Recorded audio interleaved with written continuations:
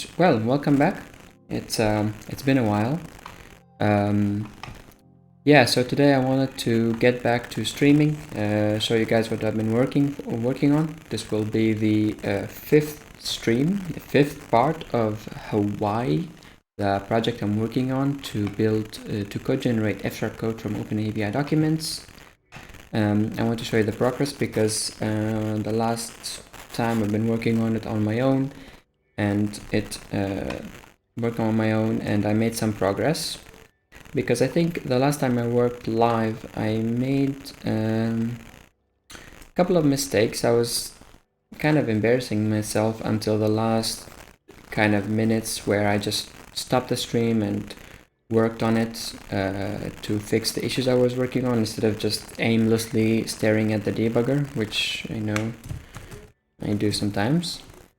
But I've made some cool stuff, so I wanted to show you, and hopefully we get to a working implementation today. So we got a lot going on, lots of ugly code, I'll tell you that from the get-go, but that's fine. Ugly code is okay, as long as it works and we're not generating something bad. So yeah, we'll be looking at that. I've also started implementing a switch to generate either a Fable project or a F# project, so we're already doing some stuff with that. Yeah, I've been writing a lot of code with these things, so you know what, I'll just show you what it does.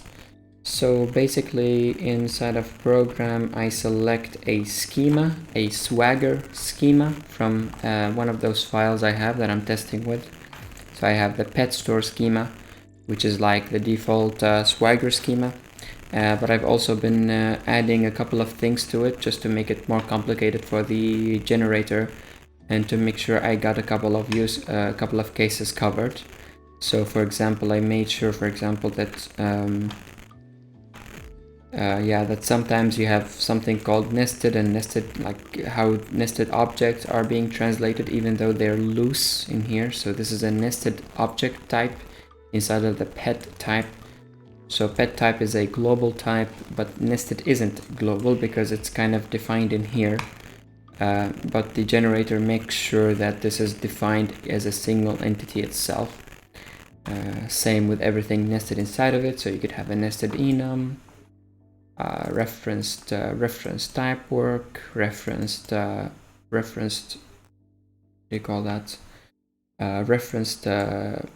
primitive types will also work. So if you have a, okay, I'll just show you that in a bit. Let's make sure. Yeah, still working good. All right, just let me see if the player is showing anything. Yeah, it looks okay. I will be checking, of course, as always, I'll be checking the chat every now and then to see if you are seeing something. If you're here, say hi, how are you doing? And if you're looking at this later from YouTube, why are you checking the Twitch channel? You could get to chat and see what we're doing live. But again, that's fine. I'm publishing this on YouTube anyway, so that'll be nice. But yeah, so I have the pet store. Let's just run it and see what it generates. For now, I don't have like a deployable project. It's still just a simple console application. I haven't made a CLI tool out of it, but that's basically the type of it. And this song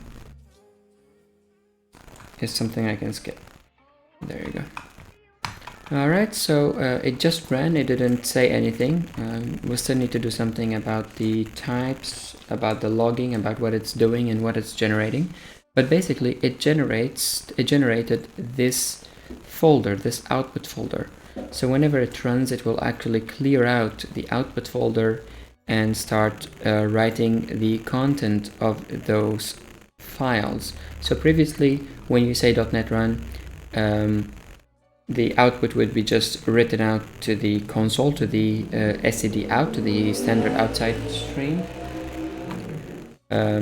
But right now I made sure that it's outputting a project which can be referenced. So it outputs this pet project, and it adds a bunch of things. So it adds a string enum property, a mini JSON wrapper library, which is a JSON converter that is included in here. Why it's included, I'll tell you that in a bit. Also a mini HTTP library also included here. The global types, which are referenced from other types, and also the client, the HTTP client, which references the types, uses the HTTP and JSON for serialization and HTTP transport. We also add package reference to Newtonsoft JSON because that's what this mini library uses. I might be able to remove that at some point. There's a good reason for it, which is to allow for better mappings from Swagger, but I think we could get rid of that at some point. So that's cool and all. Let's see what the types are. So the types are basically the global types which are coming from the schema. I think you already know this if you've seen the other streams, but I just want to freshen up and see what this is about. So we have the definitions here, which is everything basically as global types. So here we have an object called API response, and it has these properties, each of which have its own type. We have other objects. Titles sometimes can override the name of the type, so that's where title comes in. We also have things like required properties and non-required properties. And like I said, nested properties as well, reference properties, all like arrays of nested properties. So all those things are in here, and those are mapped 100% to F# types. So for example, aliases of simple types are just type aliases like this. We have enums with a format function. We have top level enum types, top level array messages. We have the API response. I'm not sure if I've shown you this before, but for each record that I'm creating, I'm also creating a static member to like a factory function called create for each of those types, because lots of those values are optional. So I wanted to create a create function which gives me an instance of that record and initializes everything optional to none. So you start with create and you add more things to it using the with syntax. But the same works if you had required properties. So here, for example, I have a type called friends, which has a bunch of required properties. So the required properties will go into the method constructor. So into the factory will go into as parameters so that you can create an instance of friends. So yeah, this works really nicely because it seems that a lot of Swagger APIs don't care or don't define which things are optional and which things are not at least not careful with that. So a lot of them will just start with optionals, and yeah, you having this create function will just make things a lot easier instead of having to look up all these properties of each record. So those types working really nice. Sometimes we have something called additional properties, which is a dictionary, but some other times that additional properties might have a required property inside of the record. So this is a bit weird because if we look at lang integer, well, I guess I could look at it later, but it's basically weird because it's lang integer is a dictionary for additional properties, except that there is always something called default lang in that dictionary, but because it's always there, I put it in here because it's always there. So we assume that lang integer will always have a default lang, and that's why it's part of the record and not part of the additional properties, because that doesn't say that it will always be there. Of course, this is really weird when it comes to JSON deserialization. So that's where the OpenAPI JSON mini library comes into place. And this only works for F# targets. I think if we switch to let me switch to actually Fable. And half of the things won't work because it uses HTTP, but that's fine. I'm not finished with Fable, and I don't think I'll finish it today, so we're on the right track for that. But I just wanted to show you that for different types we will generate different things because they won't always work. Let's see. So of course, because I'm using Fable, it starts off with Fable core enum and not the other one. And when it comes to, let's see, lang default, where is it? Yeah, lang integer will not do anything with the additional properties thingy, and we'll just make a map out of it. I think this will be the default for both, but it was an experiment. I just wanted to make sure that it was possible, but I don't think anyone cares about it, so I will remove that from here. But I just wanted to show you that preparing stuff for both Fable and F# targets. But let's go to F# targets because that's what I wanted to get working today, and I think I'm already at a nice juncture to have something working at the end of this stream. Hopefully, we never know how these things go.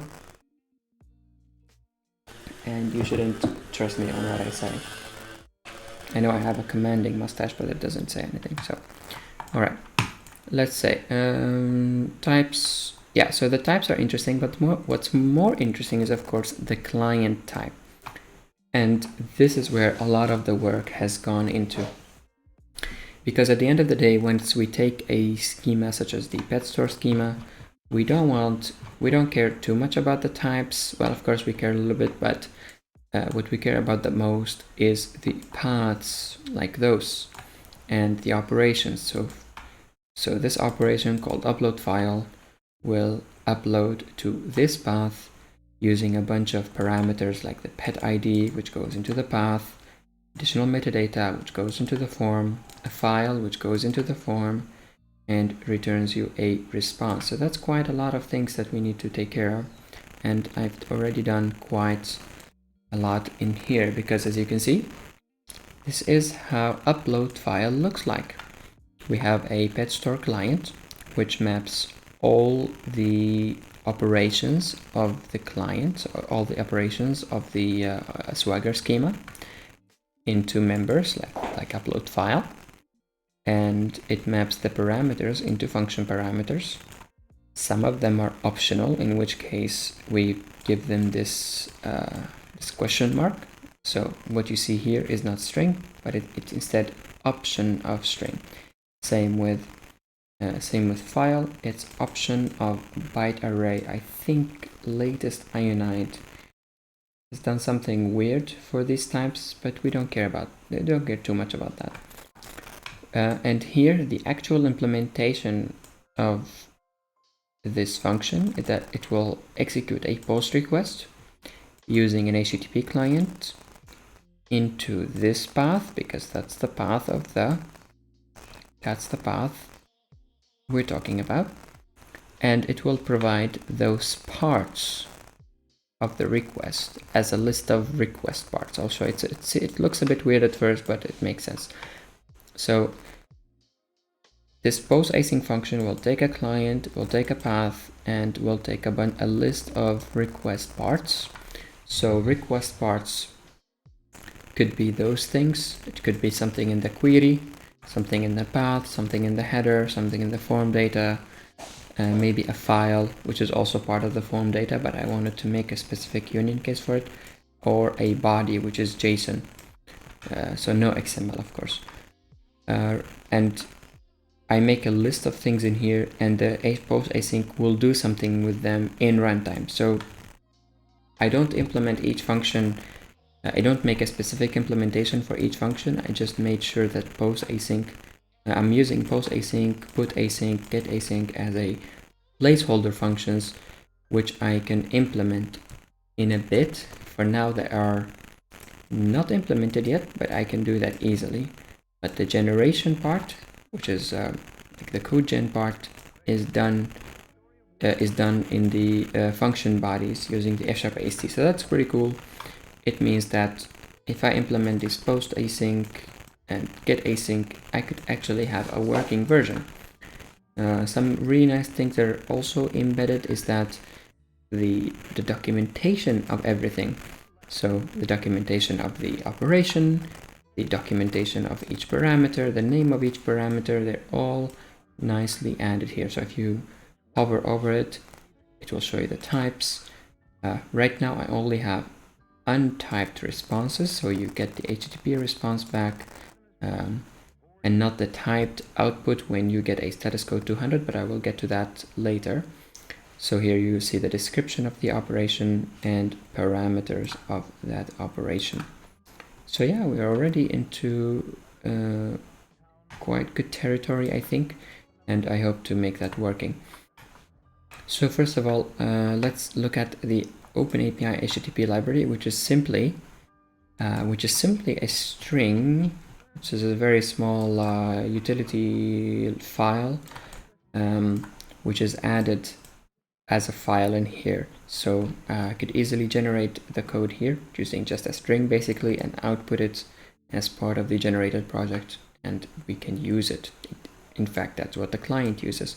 So I did this to simplify the implementation here. Instead of generating the implementation in here per function, I will generate it using a string and then just reference the function in here. So yeah, that's pretty simple, I guess.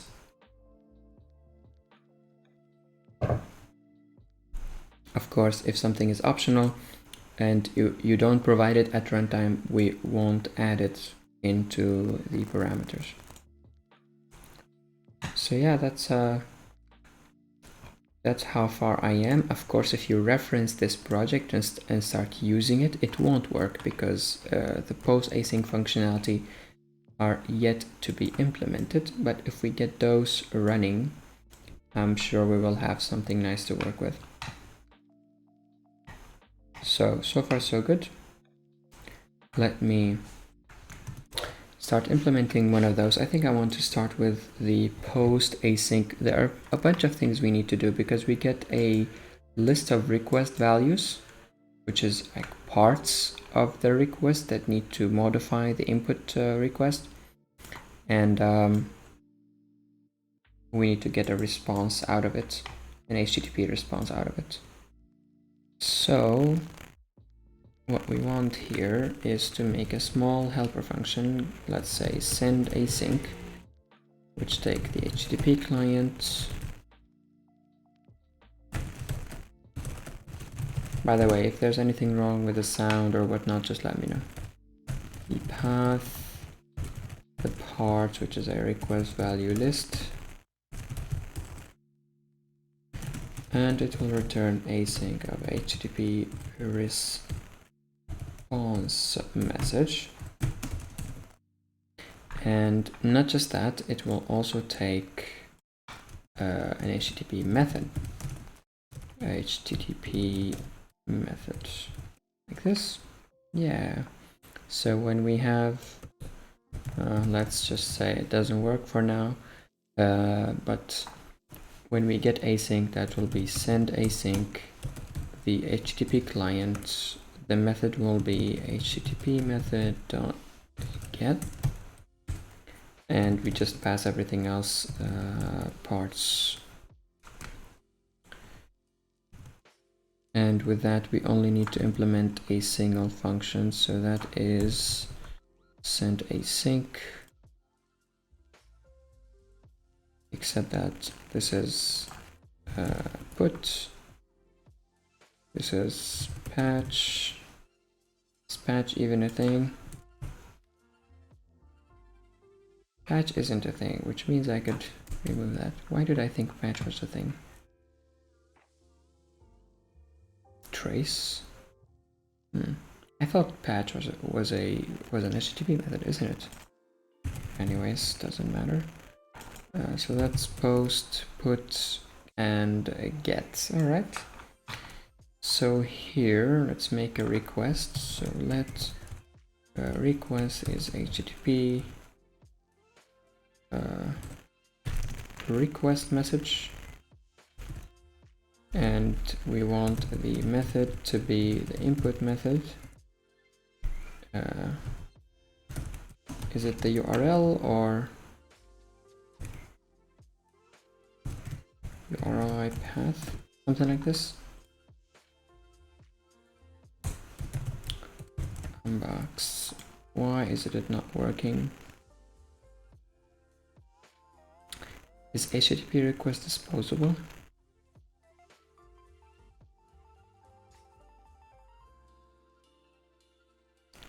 Is it disposable though?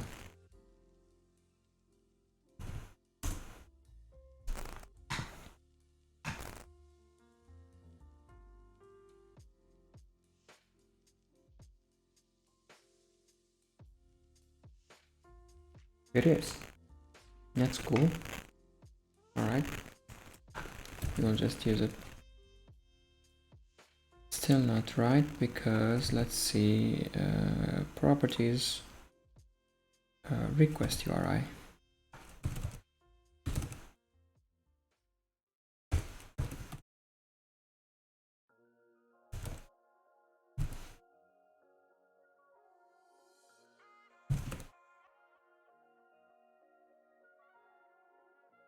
Yeah, something like this.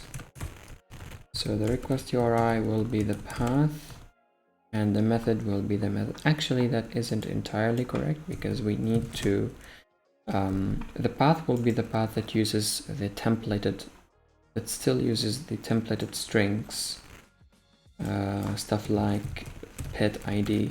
So we still need to replace that from the path.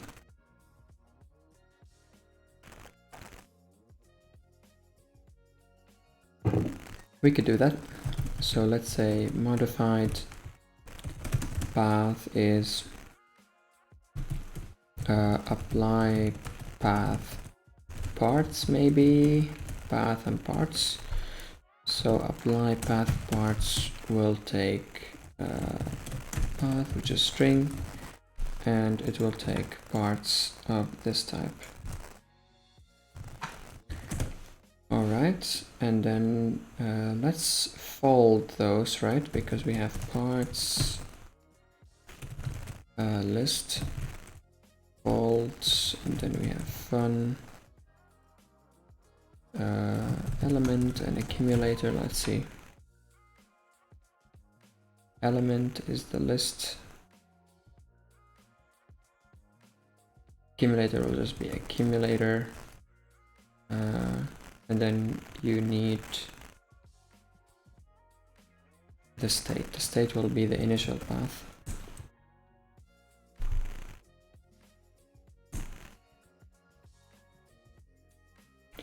Okay, then I think it's this, right? Yeah, the accumulator, modified path element. No, just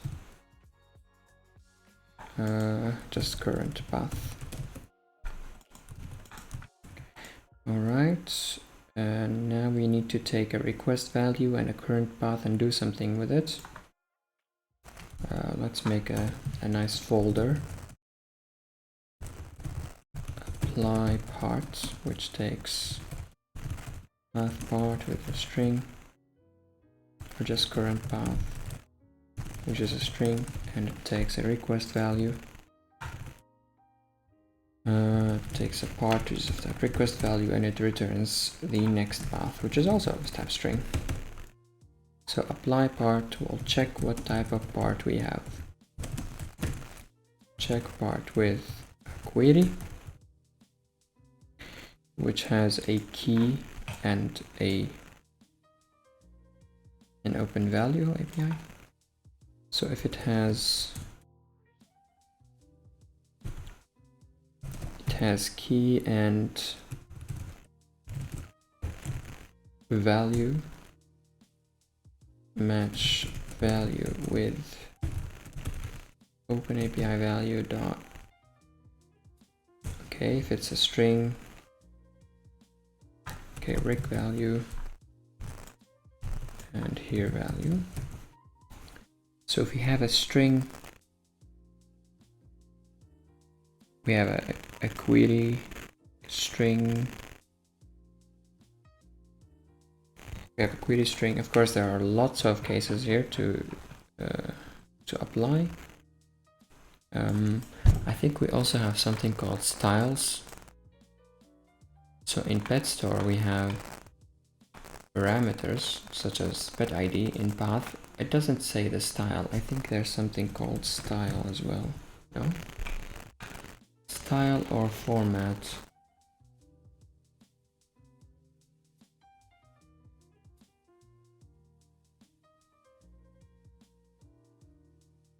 Yeah. Yeah, the collection format, multi. So here we have an array of string which can be this enum,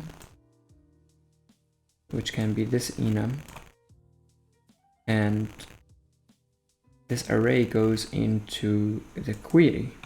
In that case we should like use comma separated values, I think.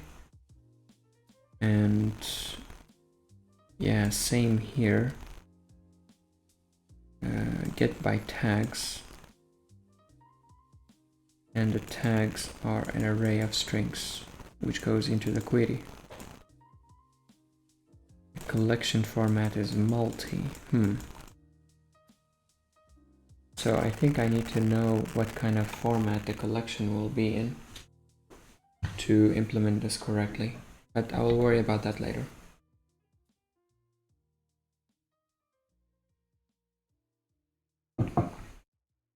Alright,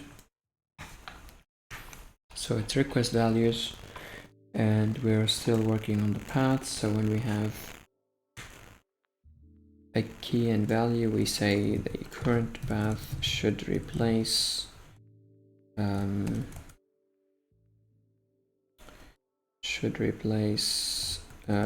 thing. So, well, I guess we could use string interpolation, right? Should replace key using the value.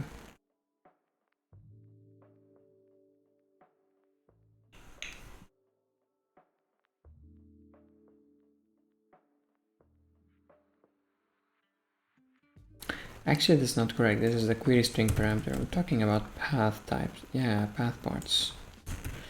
So this is let's replace value will be this thing.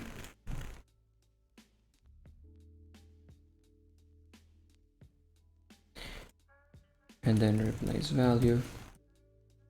If the path happened to be a number,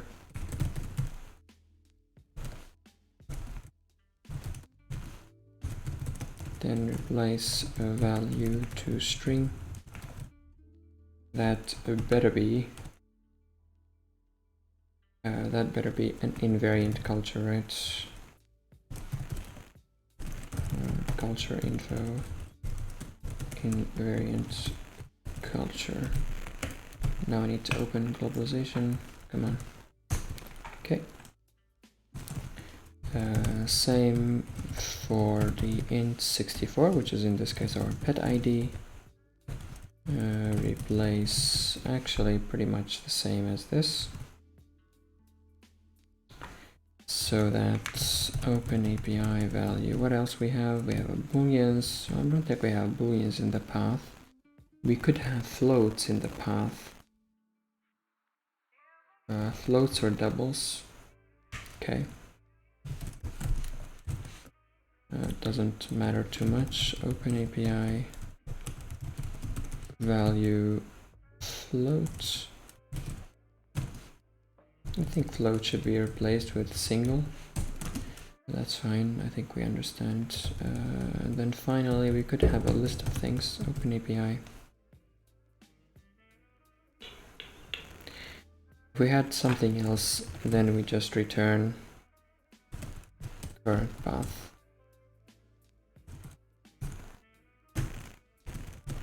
Current path. So this is the apply part function.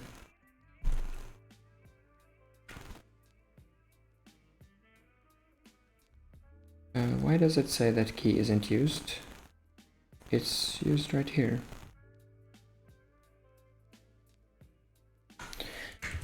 Oh well. Okay, let's just say plus key plus this. That's easy enough. So this is the applied path parts, and we get the modified path, which is where this goes into.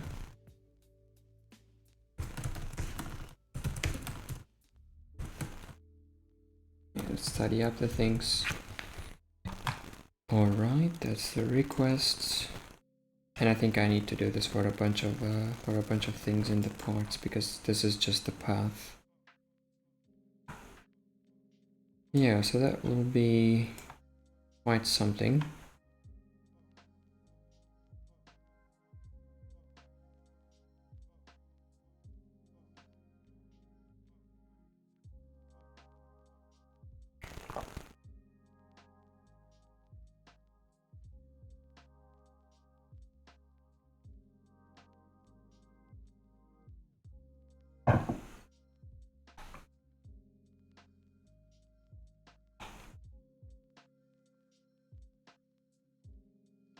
Apply modified path. So this is just the path. I think now we should look for the queries. The query parts. Because I really want to make sure that this works. So the first part is getting this out of the way, which is mapping this value into here. But next is some form data. Well, this function might be a bit too much because form data and files, but we could also do something easier like this. So this one has a request body, and it simply serializes the body of pet to post, which is not bad. We also have updates, find by status, which uses the query. Okay, so we do need some kind of query.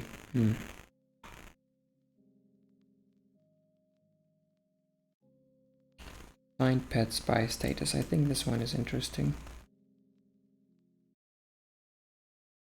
Yeah, let's try to make sure this works. So we have query, and the query is a list of strings.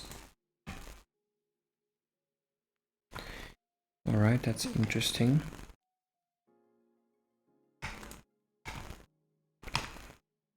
Okay.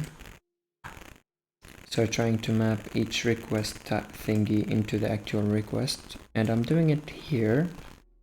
And once I'm finished writing it, I'll just move it to the file which gets generated. So that's easy way of that's easy feedback basically. Okay, that's a request. Let's say apply query parameters, query string parameters.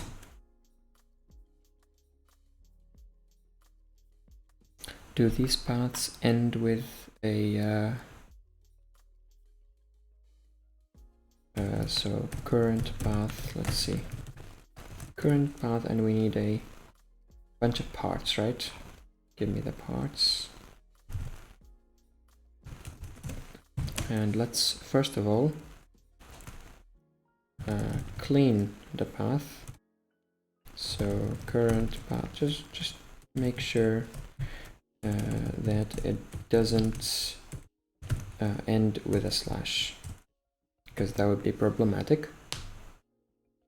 Then we will go through each part to create the stuff. So let me see. Query params will be parts, will be just the query string parts. So list, filter, function,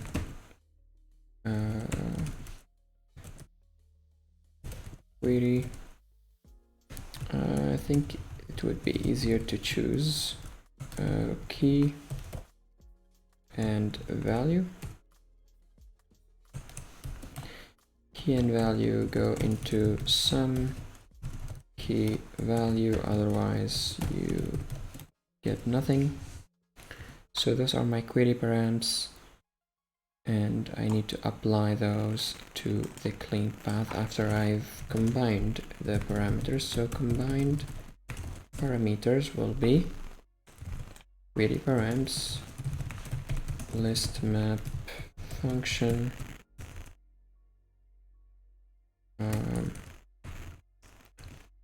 fun key, which is query param, but just it says key, it's fine, and the value, and depending on the value we'll do something. So match value with I think I would like a function to serialize something like this. Let's serialize value. It'll be a function that does this basically.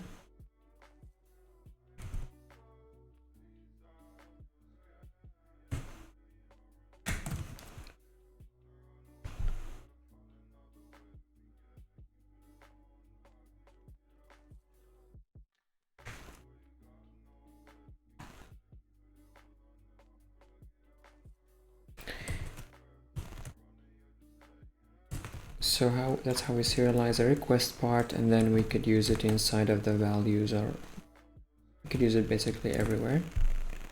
We don't have a replace function, so it just goes away. Let's make sure it works. So we have what we didn't account for is of course the list, right?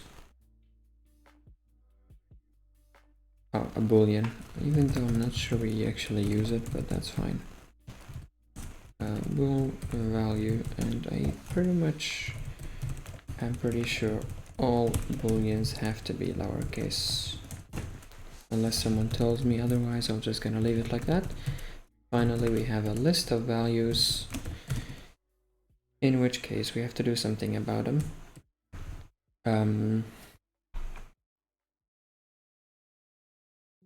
I know what to do, but I'm not sure how to combine them. Should we just combine them using a comma anyways? Do we combine them using a comma? I think comma is the most common thing. Okay, I just combine them using a comma. So values, list, map, serialize value, string concat comma, and string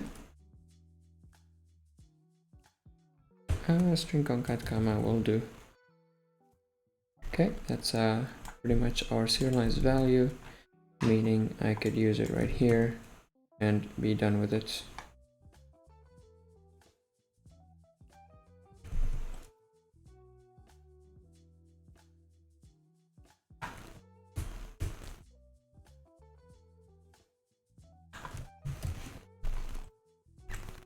So that simplifies the apply path parts, but it also simplifies it here.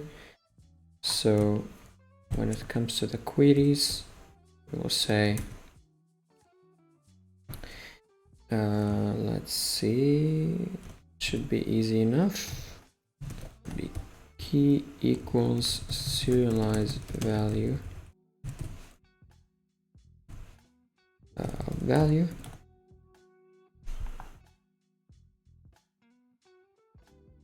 So those are the combined parameters, and of course we concat those using AND.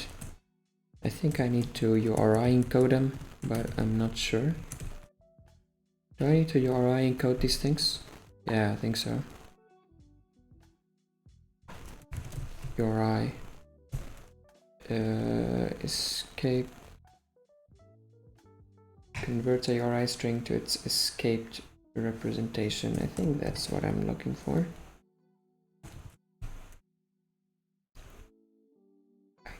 I'm not sure if I need to escape the key though. I'll just leave it like that. That's fine. And what we end up with is, of course, the clean path plus the combined parameters. Whew, so that's quite something.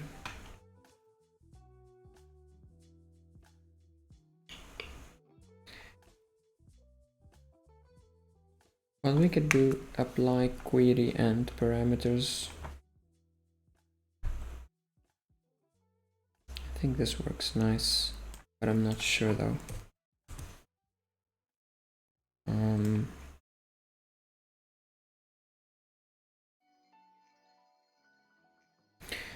Modified path, let modified query, query params will be apply query string parameters to the modified path and give it the parts. All right, so we need this one instead. Okay, and now we have both path and query parameters applied. Of course, I'm not sure if this works, but I will just assume it does for now. We will look at it in a second later. Just wanna try out the first thing that works. So I just want to see what could be the first thing that that makes one of those functions work.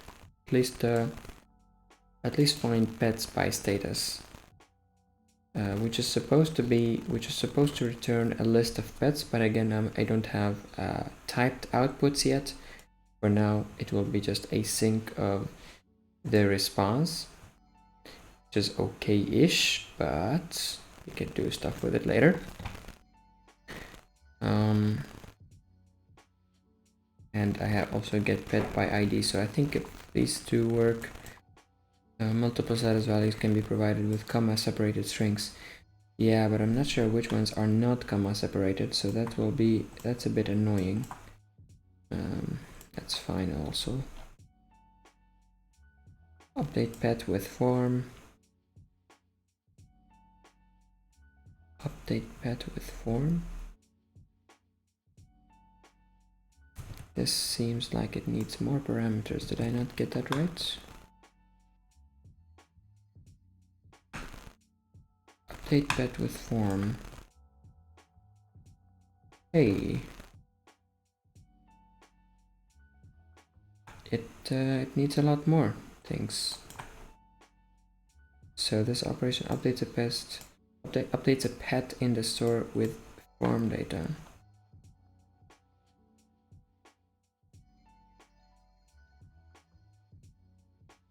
Name in form data, status in form data.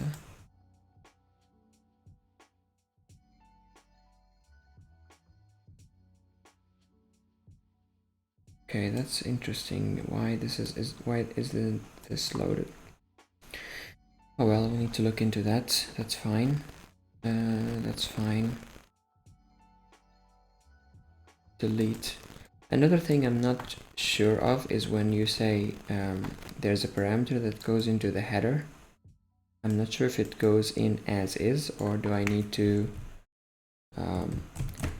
say, well, this is X API key, because that's how they usually look like, and in here it looks just like API underscore key.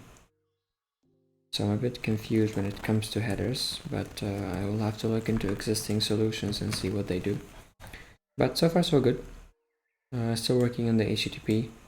We have the path, the modified query params, and the request, which means we only need to actually call it. So async.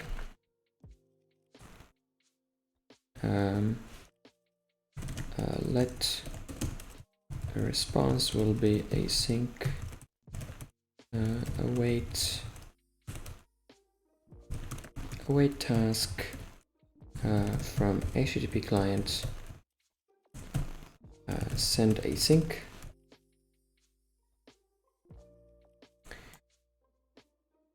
This is good, right? Yeah. So response,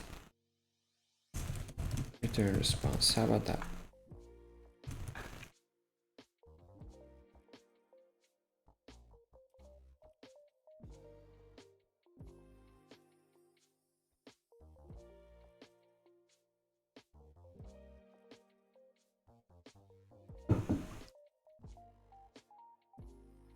So this works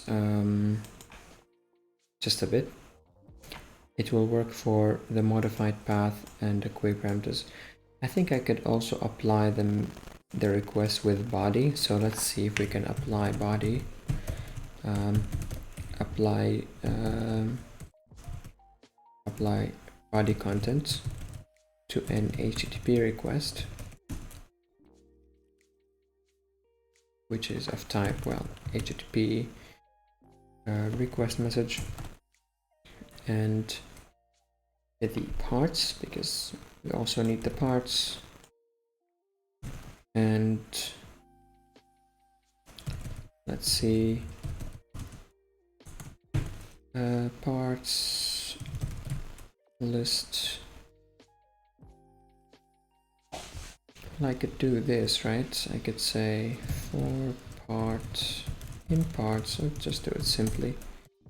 Match part with body content. This goes into the HTTP request. So HTTP request content is HTTP content, and that becomes a new string content. Let's see, the actual string. Also need a encoding, so encoding UTF-8, and of course the MIME type, which is application JSON. Application JSON, and then we return the HTTP request. Well, we can't really return it here. I'll just finish looping and then return the HTTP request. Any other stuff, ignore HTTP request. How about that? Easy enough. Encoding needs system text. So we will say let request with the body is apply body content to the request using those parts and use the request with body. Okay, that is going well. Yeah, that actually looks not too bad. You know what? I want to give this a try. I've been writing code for a long time. No one saying anything in the chat. That's fine. Let's see what we can generate. So first of all, I'll be writing code here, but this is the actual runtime of the generated code. So what I need to do is copy paste this into here. Yes, looks a bit ugly, but that's fine. Copy paste this into here. It's not a pet store JSON. It's this, basically. And now if I say .NET run, I should not lose any of my code, hopefully. I still am not sure about this comma, because I'm pretty sure other kinds of list of values will use other things. But let's see how that goes. Alright, OpenAPI HTTP, it isn't happy because GUID a GUID. It doesn't know what a GUID is, it doesn't know what a URI is, which means I am missing an open thingy, open system.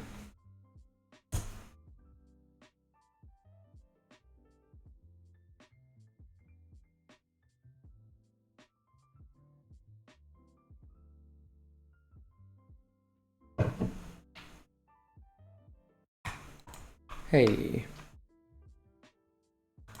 So it's using, this is now the generated code, which is a lot nicer. And yeah, this looks okay. Well, you know what, I'll just gonna try it out, because I should be able to reference this project somewhere and see if it works. So let's give it a try. Make their pet store test cd pet store test .NET new console lang sharp. make a new console app and try to reference this one. So first things first is .NET add reference to a Y and then outputs. Is that how you add a project reference? Reference to this project was added. That's cool. I'm just gonna make sure that I can restore and build.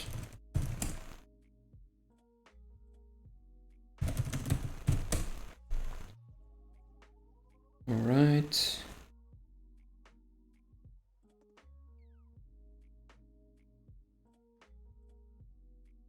Okay, it's building the project.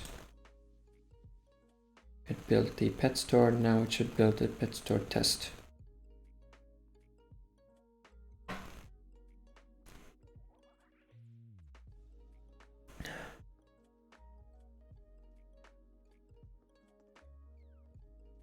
Come on, why is it taking so long? Yeah, it was working. Okay. So the generated project is actually Net Standard 2.0, which is great because it can be used inside of more recent Net 5 projects, but it can also be referenced inside of full framework projects. Is that what you call it these days? Full framework? I don't know, to be sure, to be honest. Let's open this up. Program.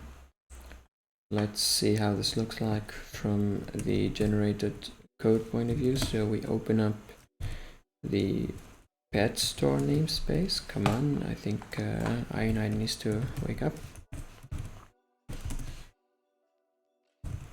Pet store, because that's the namespace that gets generated. Hey, so that's a pet store. I also need .NET HTTP because you need to give it a client. So client will be a new HTTP client with the base address is something. Base address I think is a URI. Base address is, yeah, so this is another thing. Should I make a new implicit constructor that uses the base address from the schema? Because I think it's part of the schema, right?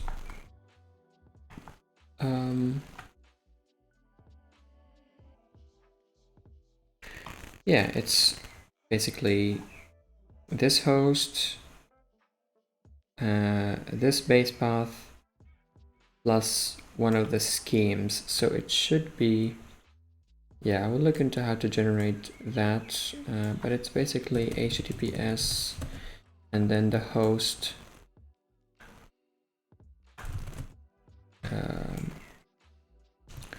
and then v2, which is the base path. Okay, that's the client.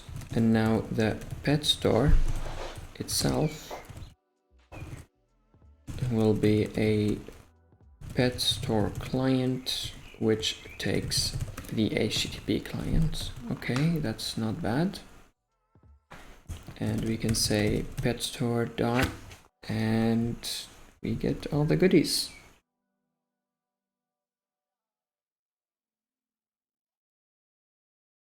Nice, even some things that take list. Actually, let's say find pets by status. So this one takes a string list. This takes actually an enum, but I don't generate enums for operations, loose operations, so they keep being just a list. That's fine though, because I could, let's see what the return type is. I think it returns a list of things, so we should also be able to deserialize the stuff. Let's see. Find pets by status.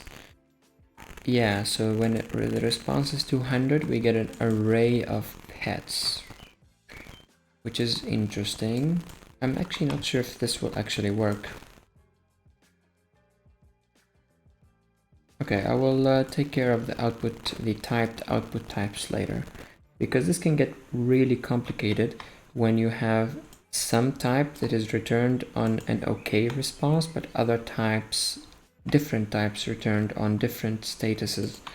So it gets quite hairy when that happens. So what I want to do now is simply use just the normal one here. Excuse me. I'm just making sure I still have internet. I don't want to just black out. It's still working. Let's go. Okay. So yeah, let's try to do something. Let pets will be let's just say response will be find pets by status, and let's say available because that's one of the statuses, and that's an async of stuff. Okay, let me just response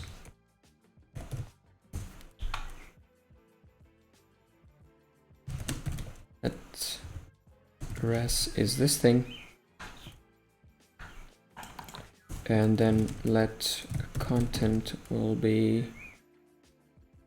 async wait task from the response dot content read as string async. Okay, return content. I know I could say return, but that's fine. So now what I want to do inside of this message is, let's say response async run synchronously, and then print fn what you find.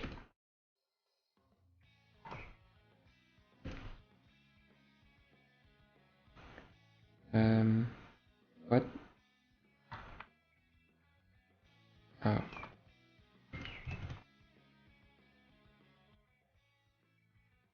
Something like this? Will this work? I'm not sure. Let's find out.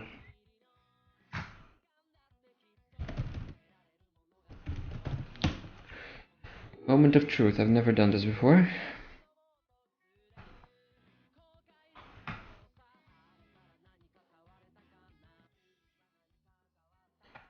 Well, a bit too optimistic for me. Invalid URI. The format of the URI could not be determined. Where is this happening? It's happening inside of the send async constructor, so it's happening in here.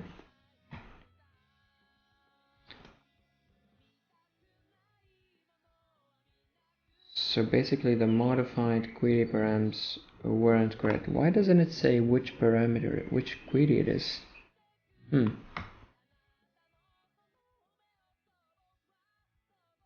So we take the modified path. Let's just print fn it, you know.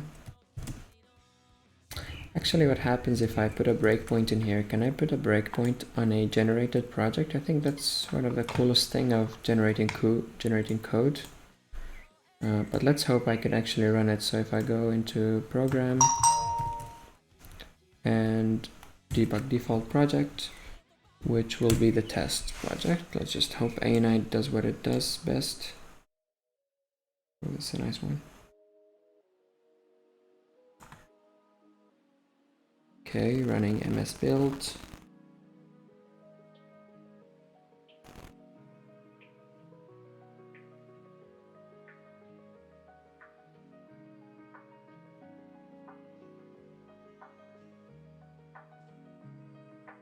Hey, you can debug the generated code. How cool is that?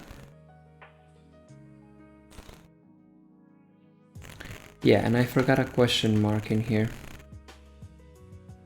because I just had an equal sign in the middle of the path.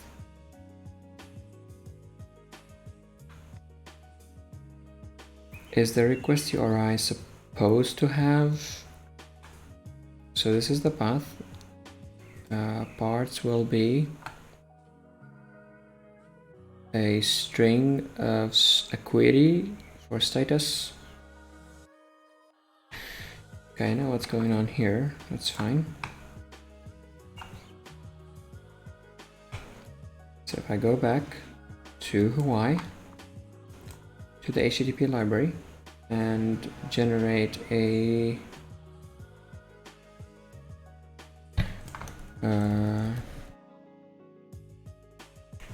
question mark in here. That looks better. .NET Run to regenerate.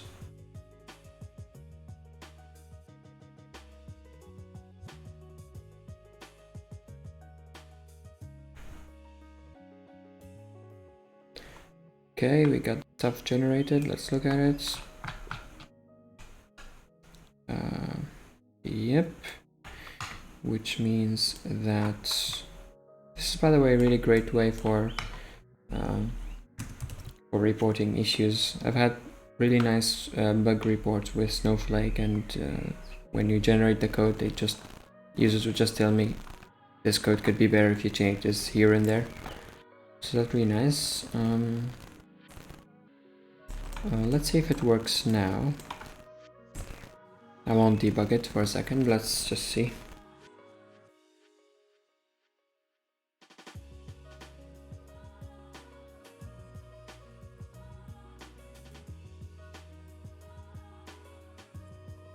Nope. What's wrong now? Invalid URI.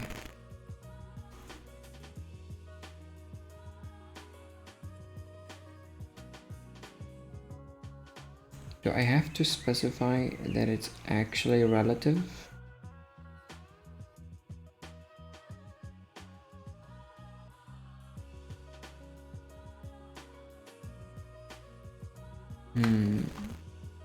It's a URI exception.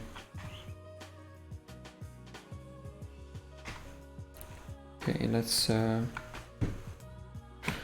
see if this is the problem, because the request URI is this URI, and using a specialized URI.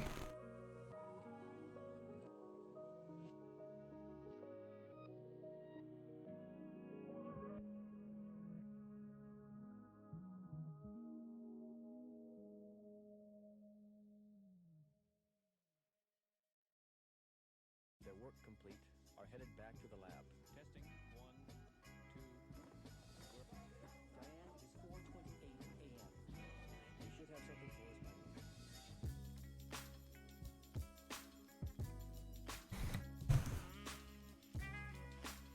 So don't escape will be true, and the last one will be URI kind, right? URI kind is relative.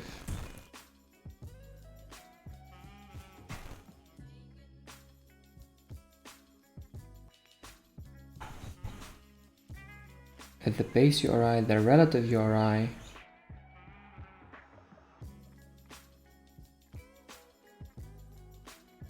well, isn't that funny? The base URI, well, it could just be the base address, then the modified URI, and then don't escape. Will that work?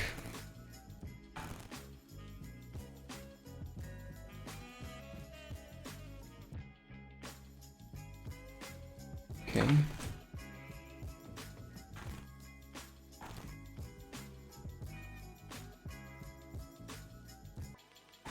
Okay, let's try again. It is, right? At least if we can get it to work.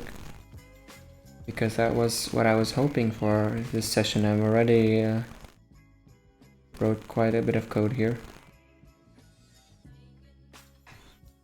Hey! It's it's not found. That's a bit of a bummer. I also get HTTP back. HTML back. That's not what I wanted.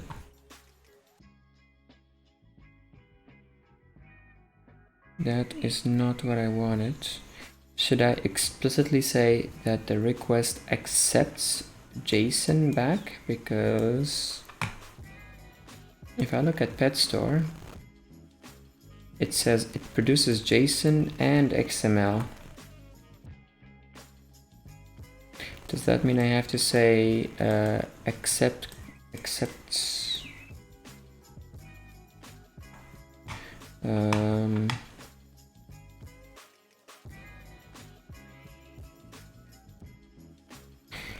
Let's see what curl says. So HTTPS HTTPS, where is it? This, nope. Come on, copy, please. Where is it? I am a bit blind. Host, why can't I see host? This is what I mean.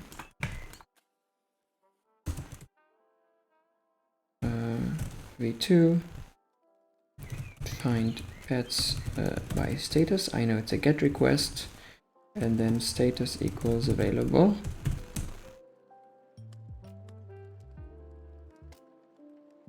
Could not resolve host. HTTPS, pet store, swagger.io. Okay, those are different results what I'm getting.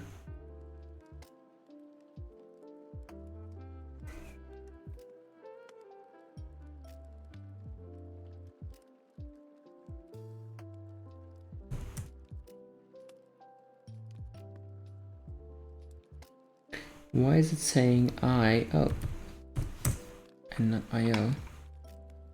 Hey, what is this? Find pets by status. Let's just make sure I have it right.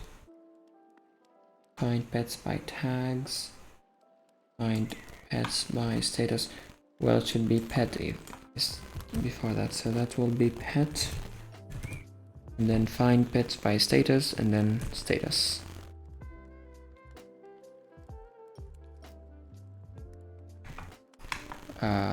What the hell? Java lang number format exception.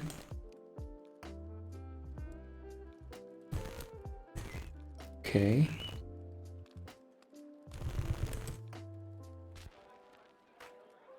Find pets by status. Something wrong happened when I pasted.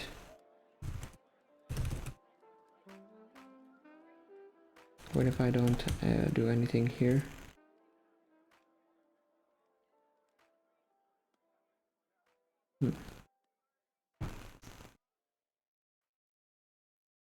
This is a GET request, right? Is it pets or pet? It's just pets and then find by status.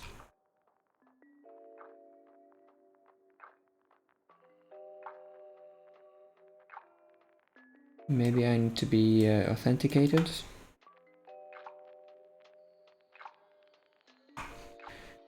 I'm not sure, but it's a bit weird that I'm getting different results. Alright, let's see. HTTP library. HTTP requests. Headers. Accept.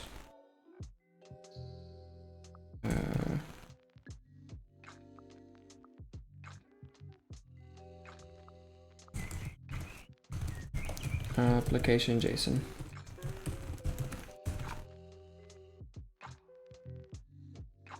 Parses and adds the entry. I've never seen this before, but I think it should do what I want. I could also add it to the global client, but I wanted to do it on a per request basis. Okay, let's see what I get here. So if indeed I need to be authenticated, that's another story, but at least I don't want to get JSON back. Well, no, that's not what I wanted. That's not what I wanted to run. I wanted to run this one. So HTTP requests, headers, accept,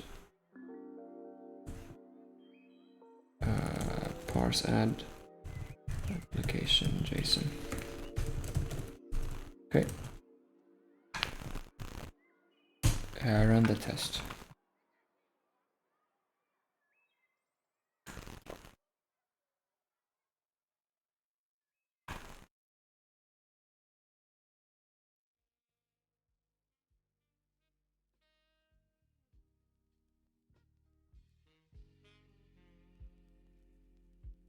At least I want JSON back. Well, that's another one. The URI. Oh, I just generated the code, I think, without modifying the content.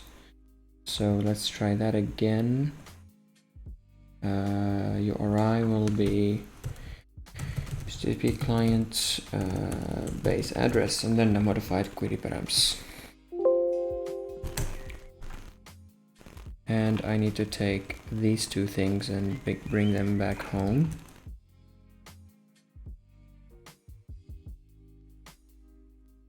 Not here, but here.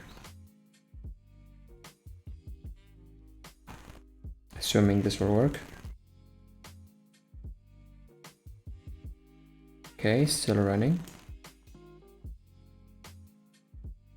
Still not found, which is curious.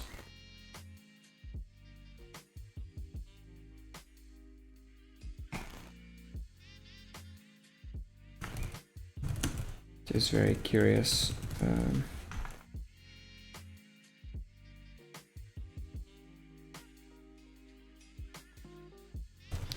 So I'll just debug again.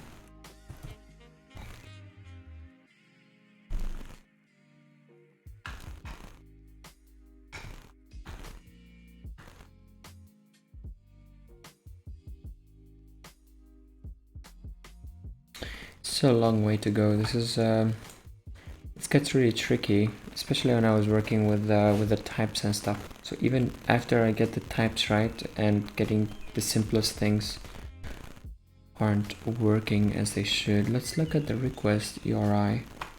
So it's store. Oh, hey, it's missing a v2 thingy.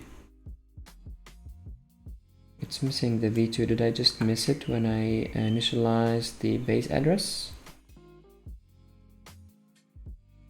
No, because it's right here.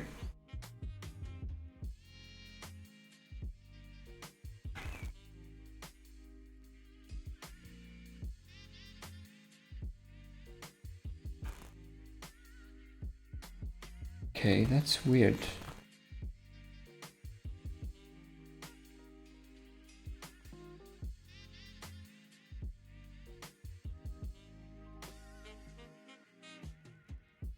Because this is the absolute URI, which makes sense that it doesn't work.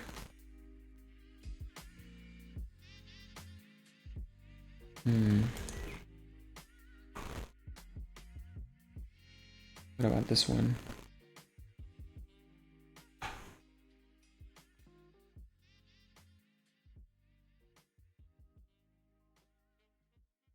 Well, guess I could do this.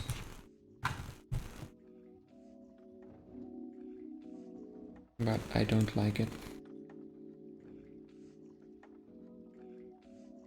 Yeah, not a big fan.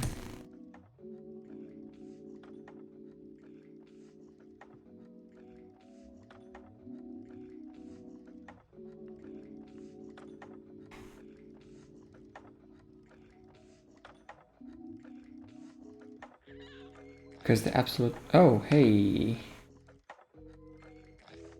No, I am a big fan. Holy hell. That looks great. That's awesome. It works. I'm getting the content back. You know what? I'm just gonna take this. Put it right here.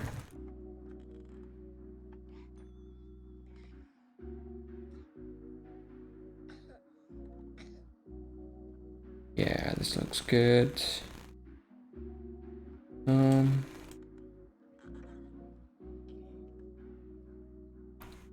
Okay.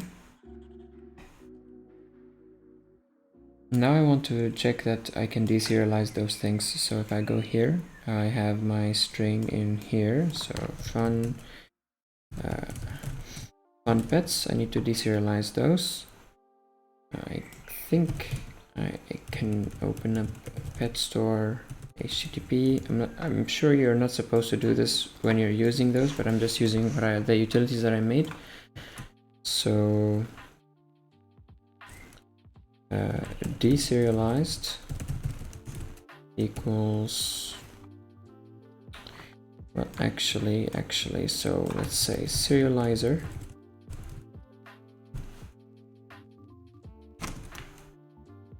there's a converter. Okay.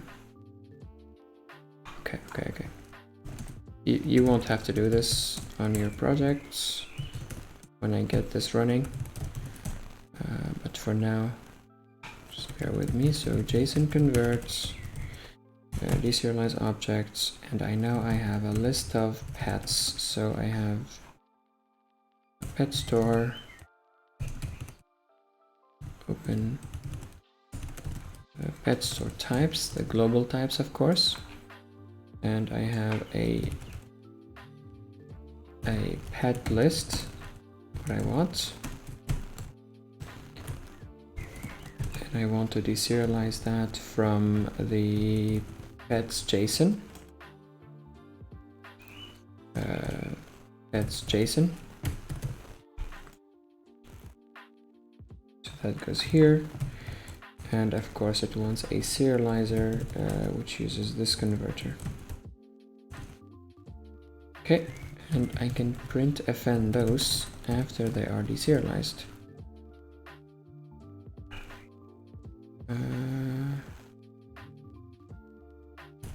Yes. Okay. Fingers crossed. Well, it should work, right? Say should. It doesn't. No token to close.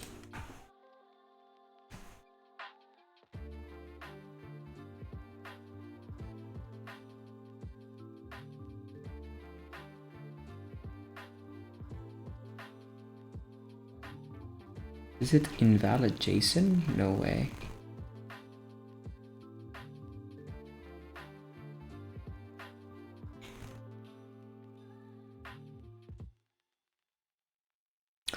Okay, that's a problem for another day, I think. So far so good with this. I'm gonna have to take a look at how I can get typed results such that this one will actually give you a list of pets and not this, and not just the content. But yeah, that's already a good start. We'll make sure I have those things. So initial working HTTP runtime. Okay, that's cool. And push. What I can also do, I think I can run another function. Let's run another function just for the sake of it, because I have a bunch of pets in here. I'll pick the ID of one of them. Let's take the raccoon, so it's 290.0. Let's use find just get pet by ID. Like this, and we should get the pet. Well, it won't work because I'm deserializing it, but let's just print fn the string. Okay.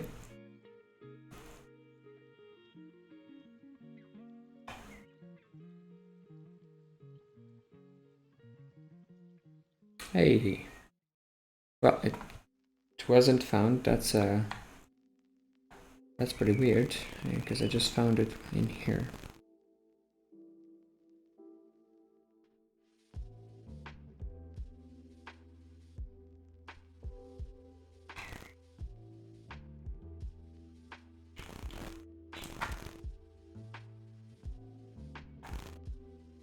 Yeah, those are the IDs. Those pets, right? Get pet by ID. Or maybe, is it possible that the path isn't being applied? So you know what? I'll just do this again.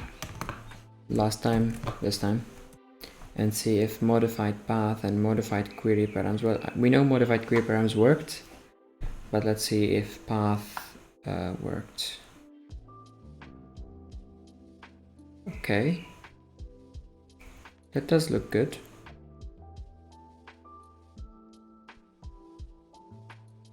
Yeah. Oh, it has a percent after it. Alright. Yeah, so that's a bit a small bug when we are cleaning, when we are combining the parameters. So that would be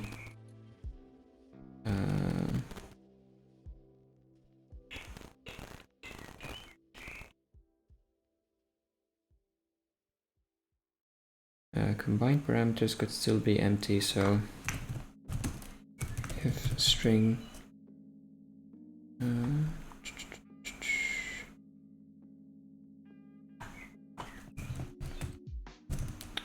if list is empty, if we don't have any query parameters, then let's just return the cleaned path. Otherwise, do this.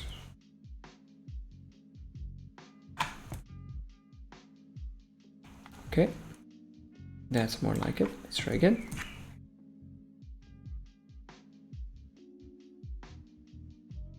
Should probably indent it for consistency, but no one cares, I think.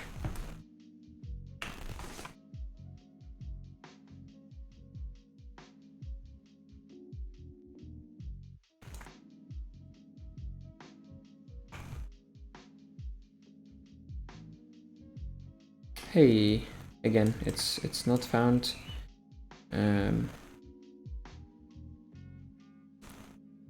Which means query string might not have been empty. Well, it was empty. Okay, let's debug it. In the meantime, let's just get this.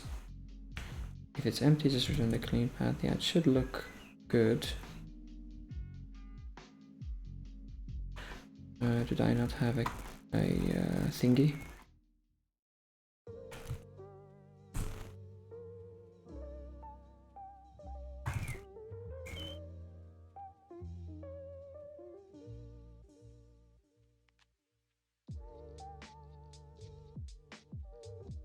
Now it does look good. So it's get pet at the pet ID. It says it wasn't found. Let's just double check. So if I copy this terminal, yeah, I do get the same thing, so it is expected.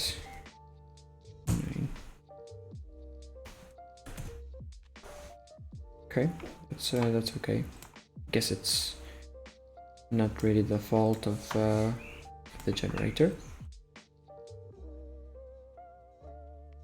But did we fix this? No, we didn't. Let's fix it. No, not like this. It's not the best way to develop, I think, these things, but I'm much happier writing those strings than having to write the entire AST, generate the entire F# AST, because it's pretty nasty. I can show you a little bit inside of the program. I go to program, it could get real nasty. So for example here, this is how you generate the tuple with parameters inside of it. Or this is how you generate the function call using a repetitive partial application of the OpenAPI module. So you first provided the HTTP client, then the path, then the request value, and the request values are themselves need to be created using the AST. So I have also an application of request value, but if the parameter is optional, then we have to check whether it's some, and if it's not body, then give me the value kind of way. So yeah, it's quite complicated just to make function invocation and some simple expressions. So using just this string and outputting it in the generated file is also nice. So let me fix query string parameters when there are no params. Okay, and push to master. That's great. Or my lunch break. Yes, thank you. Thanks all for joining. I think I will wrap it up too in here. Yeah, this was quite nice. We got over a bit of how this works, which is great. Still a lot of work to be done because apparently we're missing some kind of parameters inside of the form data thingies. So inside of the pet store we're missing some stuff.